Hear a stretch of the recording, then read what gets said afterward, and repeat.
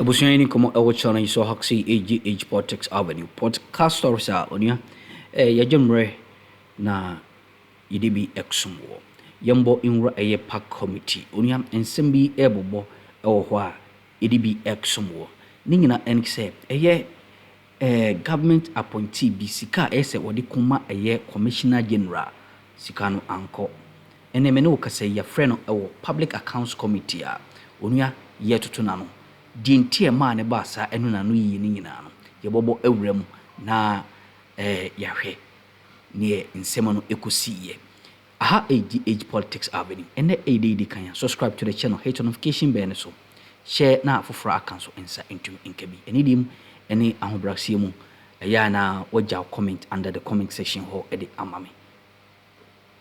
We have always set a committee to factor in all these things before we accept such terms of resettlement. I think that people have been taking our people for far too long, and we should not continue to accept these. Thank you so much.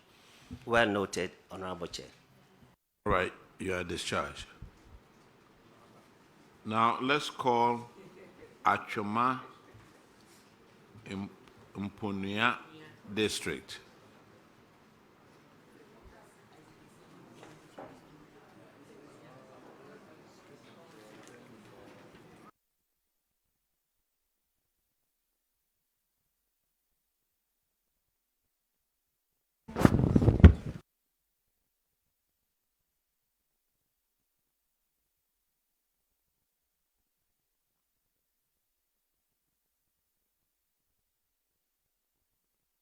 Please introduce yourself to the committee.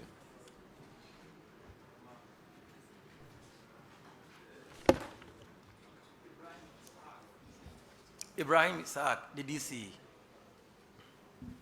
I'm Samuel Kwajan, the coordinating director. Ebenezer Chibosiaku, finance officer.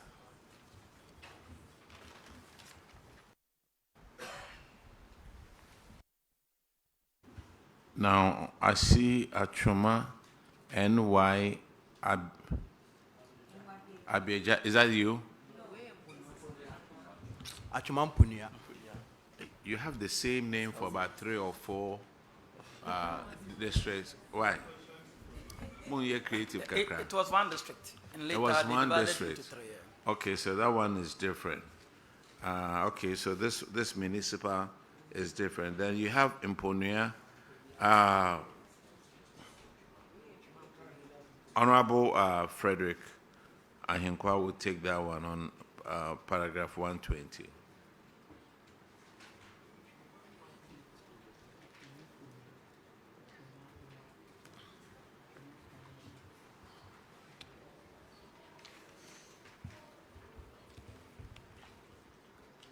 Thank you, Chairman. Atwima Mponua. Yes, Honorable. Yes. You took monies, you deducted taxes which were supposed to be sent to the Commissioner General, yet you failed to do that between January to September 2024. Tell us what warranted that. Honorable Chair, we deducted and then pay to a GRA through the, when you pay, they credited through the portal. And so when you look at the printer that we submitted, we have paid from February up to, it was up to November. It was up to November that those infractions occur that we were able to pay. Because at times when you pay, even we went there to reconcile with them before we were able to get the actual balance. At times when you pay, the inconsistencies, they are not able to reconcile. And if they are not able to reconcile, you can't print from the portal. And that's what happened, those infractions occur. And we have paid those, remitted those monies that we could not remit when the auditors came. Yes, but the response you gave to the auditors when they came is different from the response you are giving now. Per the auditors, He said, moving from where you are to Nyinahini, from Nyinahini to Kumasi to pay the monies is a problem. Yes, it's part of it. Because from Nyinahini, at times when you deduct 28 cedis, 30 cedis, so when you are traveling from Nyinahini to come and pay, even the fare and those alone, so at times we accumulate them before we go and pay. And that's part of the issue too. This is a matter of law. Even if it is 1 CD, you have been given timelines that 15 days after the end of the calendar month, within the 15 days you have to pay. So anything above the 15 days, you have violated the law. Notice. So it doesn't matter how small that money is. It's government revenue. Why are you keeping the money?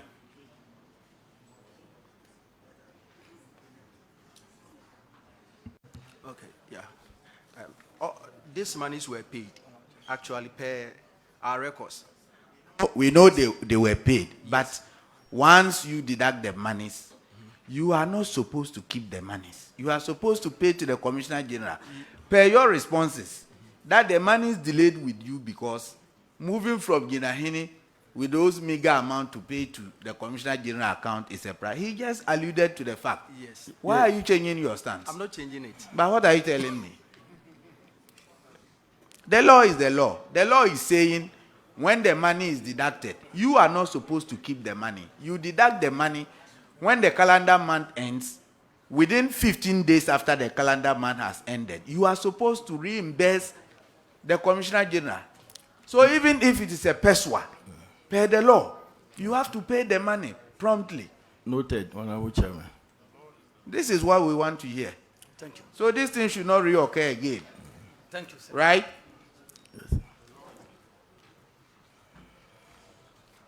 You have another tax issue, which is on page 141, and Dr. Jasso will handle that one. Thank you, Honorable Chair. Honorable Chair, this has to do with payment of VAT without VAT invoices. And you entered into some transaction where some supplies were made. And because of the non-use of VAT invoices, the state lost 19,875 Ghana cedis. These were a series of supplies that you financed from the MP share of the common fund. Street lights, wax, and other related items. The timing is understandable, but how come? Do you have the receipts now? Yes, please, we have all the receipts. The VAT invoices were collected, but unfortunately, it was part of the contract documents. It wasn't part of the payment vouchers. So when the auditors come, they didn't see the VAT invoice attached to the PVs. That caused the infraction. So later, we collected it from the procurement officer and showed it to the auditors for verification. Okay, that's fine. But why did you allow that to happen? I mean, they observe these things, write a management letter, you respond, then now you come here with this kind of story. I know. Yeah. Why do you do that? Actually, it was the second part audit that they came to do. It was around January. So after gathering the evidence, I think the management letter 2 was ready. That caused the. So we provided the evidence, but they have finished issuing the management letter. That was it. Auditors, could you kindly confirm whether these receipts are now intact? Yes, Honorable Chair, later on after the audits presented the VAT invoices for our verification, and then the earlier one to the taxes were remitted to the GRA as at 25th April 2025. 25th May 2025. Were you the finance officer then? Yes, please. All right, Honorable Chair, that will be all for me. All right, thank you. I guess these are the two you were cited for. Or do you have any more that I haven't mentioned? Yes, they have one. Which one was that? Paragraph 777, RFG. That's in the DACF, right? Yes, Honorable Chair. No. It's the deeper.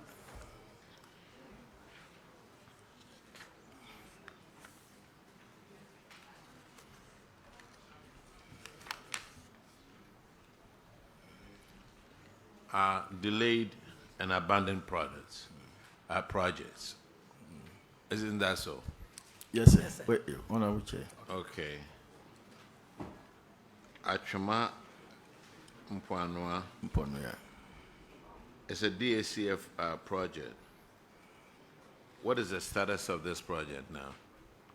Honorable Chair, it has been completed and then handed over to the principal and it's in use. What about the 2-bedroom doctor's bungalow?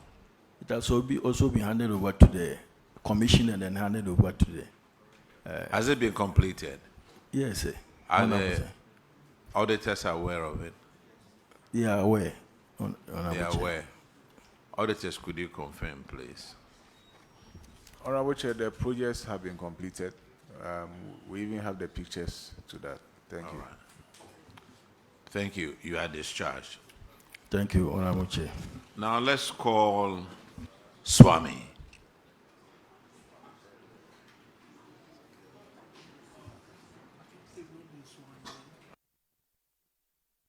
Hey, Suame, have you been sworn in? Hello? Okay. So let's call Suame. Bosumi Freho, Seche Kumawu, Joabin, Adanse, Asukwa. Hey, my guys, please. Old Tafo. All the others who haven't been sworn in should come and swear in.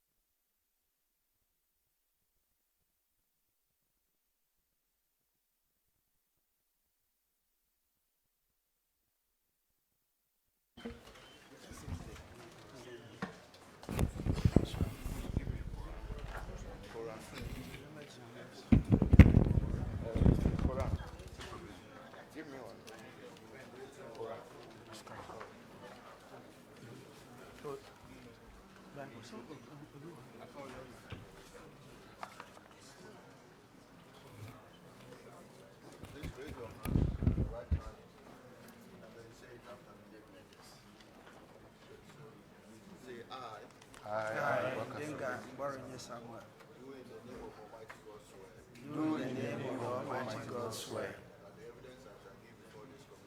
that the evidence I shall give before this committee touching the matter in issue shall be the truth, the whole truth, and nothing but the truth. So help me God. So help me God.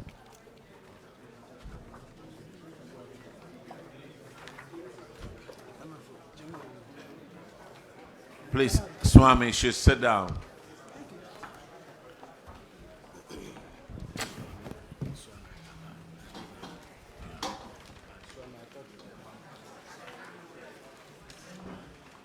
Please introduce yourself to the committee. Ndenga Mborenye is my name, Coordinating Director. My name is Frank Owusu Ansan, MC. I am William Wilbur Pablo, Minister of Finance Officer. I'm Oparia Samoa, Municipal Budget. Colin Sadupoku, Internal Auditor. All right, your infraction, the first one is on paragraph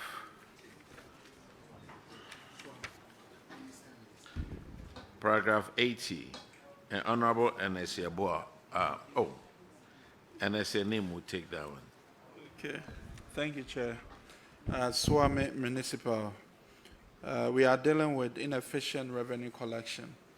And for Suame Municipal, you had 7 collectors who were paid over 254,000, but only brought in 122,000 Ghana cedis, leaving us with a shortfall of 132,000. What have you done about this infraction? Thank you, Madam Chair.